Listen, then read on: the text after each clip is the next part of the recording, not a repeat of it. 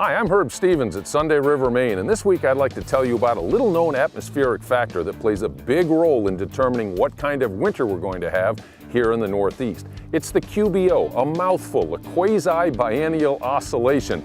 It's a phenomenon where the stratospheric winds, the top 5% or so of the atmosphere, switch back and forth from west to east, then east to west, every 2.5 years or so. Now that's a long ways from here, but those two wind directions can have distinctly different impacts on winter weather in the Northeast.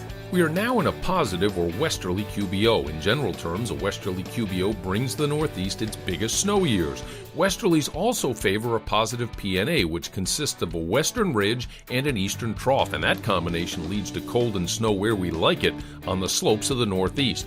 An easterly QBO favors broad cold across the whole country, but a westerly also delivers the cold to our region. Early this week, we had a storm that none of us were too happy about, but I'm telling you, you give those groomers 3 days on the slopes with those fancy machines, the skiing and riding will be just fine by this weekend. Here are the details.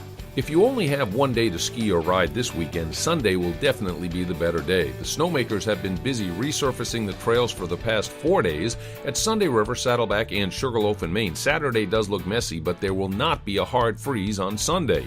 You can snowshoe or cross-country ski for free this Saturday at King Pine up by North Conway. Cranmore's crew's been working around the clock to rehab their slopes this week.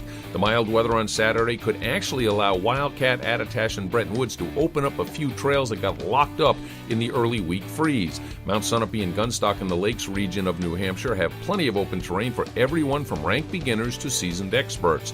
Cannon has a rail jam scheduled for this Saturday. They have plenty of open top-to-bottom runs to test your legs, as do Loon Mountain and Waterville. Up in the eastern townships of Quebec, rain on Saturday will end as some accumulating snow at Mount Sutton and Owl's Head. I'm Herb Stevens, the Skiing Weatherman, enjoying some fine sliding at Sunday River. I'll be back next week with a look at the forecast for the long MLK weekend.